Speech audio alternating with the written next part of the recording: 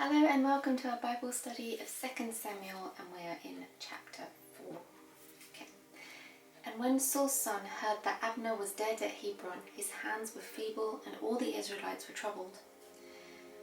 And Saul's son had two men that were captains of bands. The name of the one was Baanah, and the name of the other Rechab, the sons of Rimmon and Beerothite, of the children of Benjamin. For Beeroth also was reckoned to Benjamin. And the Beerothites fled to Gittim and were sojourners there until this day.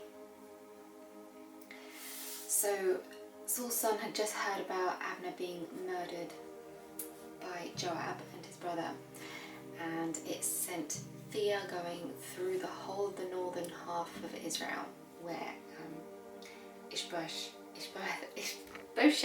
was king. So Saul's not Saul.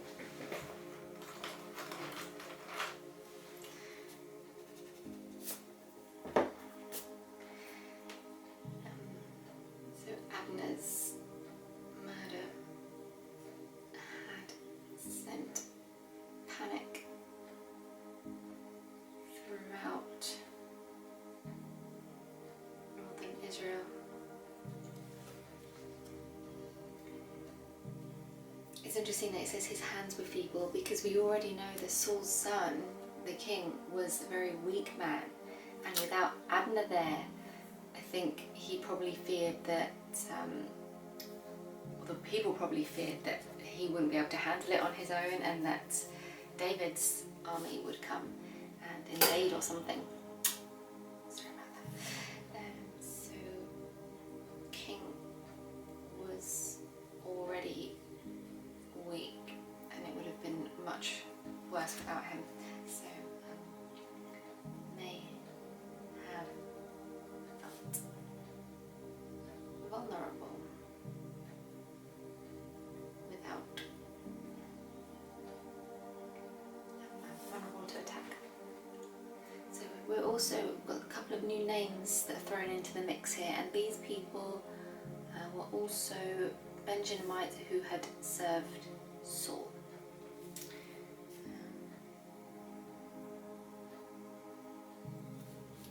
So these men had served Saul.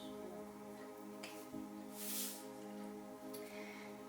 And Jonathan, Saul's son, had a son that was lame of his feet. He was 5 years old when the tidings came of Saul and Jonathan out of Jezreel, and his nurse took him up and fled. It came to pass that she made haste to flee, that he fell and became lame, and his name was Mephibosheth. So, imagine Mephibosheth is going to be very important to David, because as we know, Jonathan was David's best friend, and he had a son, and his nurse, when he was 5 years old and they were fleeing, she accidentally dropped him, and his legs became crippled. So he had crippled legs from a baby. Okay, so that's Jonathan's son.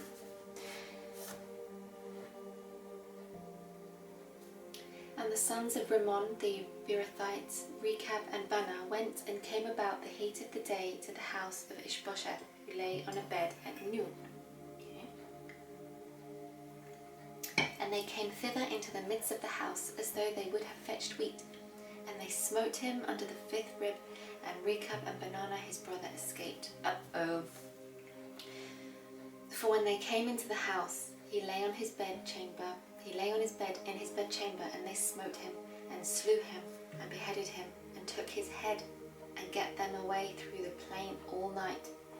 And they brought the head of Ishbosheth unto David to Hebron, and said to the king, Behold, the head of Ishbosheth, the son of Saul thine enemy, which sought thy life, and the Lord hath avenged my lord the king of this day of Saul and of his seed.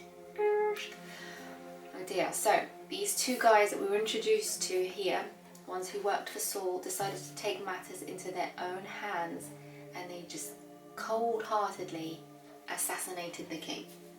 So Saul's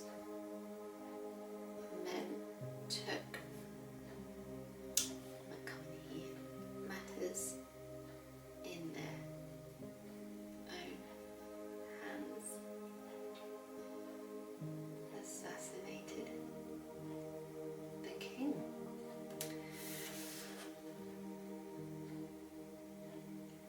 It's sad because he was defenseless. It was very weak, really. The poor guy was just lying in his bed in the heat of the day, probably having a little siesta, and they just took him while he was vulnerable, and that's quite evil. So, very evil thing to do, especially as he was vulnerable.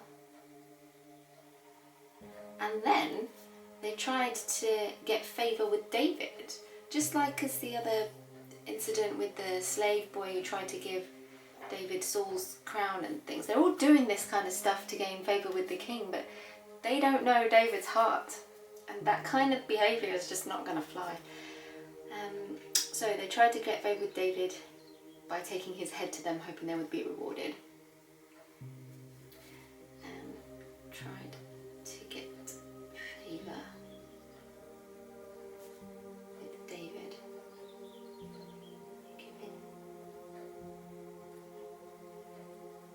they're giving him his head, Oof, right, let's take it right to the end now. And David answered Rechab and Baanah his brother, the sons of Rimmon the Bethlehemite, and said unto them, As the Lord liveth, who hath redeemed my soul out of all adversity, when one told me, saying, Behold, Saul is dead, thinking to have brought good tidings, I took hold of him and slew him in Ziklag, who thought that I would have given him a reward for his tidings. That's what I said. He killed the last guy that said he did that for him. How much more when wicked men have slain a righteous person in his own house? True, what did he do? Upon his bed. Shall I not therefore now require his blood of your hand, and take you away from the earth? And David commanded his young men, and they slew him, and cut off their hands and their feet, and hanged them up over the pool in Hebron. But they took the head of Ishbosheth, and buried it in the sepulchre of Abner in Hebron. Oh, see, David did just as I thought he would, because we come to learn someone's heart. That's interesting, because I have read the Bible, but it was like 10 years ago, and I didn't do it as thoroughly. This is my first time fully, deeply studying, right? So a lot of this, it's like I'm getting with new eyes for the first time. I don't know all the stories in detail, and I don't know what's going to happen. But we learn David's heart. I know who David is now, and I know who God is, because he works through David, and I know what would please him because of what David's heart is like. And you just know that that's not going to work with him. Saul would have loved that, but David has a good heart, and we know that's just not going to be something that he is going to respond well to. So it goes to show, like, when you know God's heart, that changes your behavior, because you know what will please him. And it makes you a better person. It's not about being, someone's slave and servant and skivvying and obeying just because of some higher power wants you to obey. It's because it's for our good.